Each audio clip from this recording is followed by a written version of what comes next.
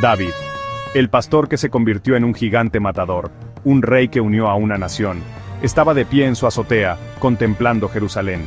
Su corazón, sin embargo, sentía un profundo vacío. El poder, al parecer, no podía llenar el vacío interior. Una tarde, su mirada se posó sobre una mujer de impresionante belleza bañándose. Betsabé.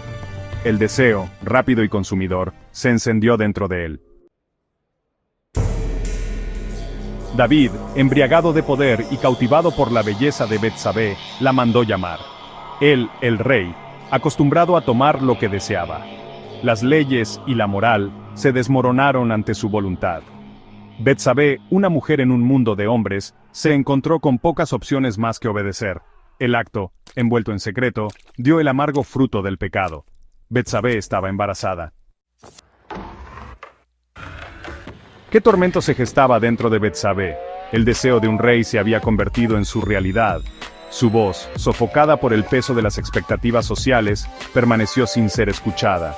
Se sintió atrapada, usada, ¿o residía en su interior una chispa de esperanza, una esperanza de un futuro mejor?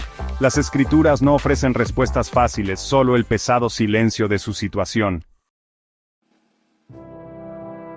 Urías, el esposo de Betsabé, era un hombre de lealtad inquebrantable. Un soldado, sirvió a David sin cuestionar, sin darse cuenta de la traición que se gestaba dentro de su propia casa.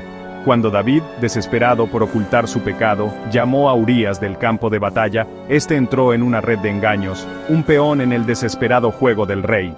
Urías, ajeno a la verdad, se mantuvo firme en su honor, un marcado contraste con la moral desmoronada de su rey.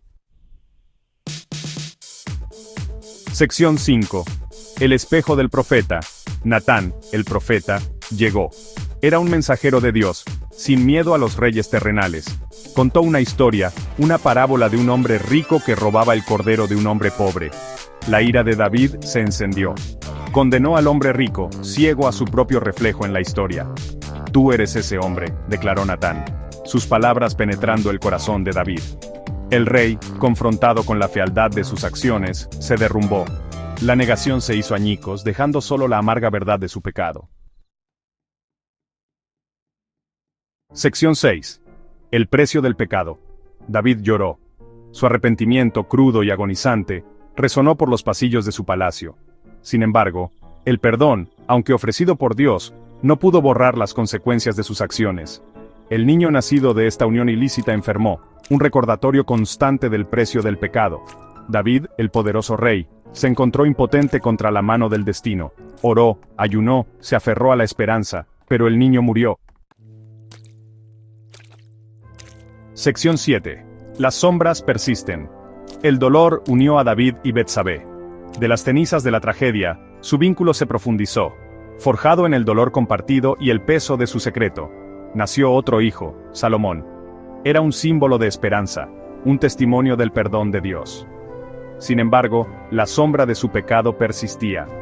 La familia de David, una vez un faro de unidad, comenzó a fracturarse, las semillas de la discordia sembradas en el terreno fértil de la traición y el engaño. Sección 8. Ecos de nuestras decisiones. La historia de David y Betsabé es un tapiz de poder, lujuria y la fuerza perdurable del espíritu humano. Sirve como un crudo recordatorio de que incluso los más grandes entre nosotros son susceptibles al atractivo de la tentación. El viaje de David, desde las profundidades del pecado hasta las alturas del arrepentimiento, revela la profunda capacidad tanto para la oscuridad como para la luz que reside dentro de todos nosotros.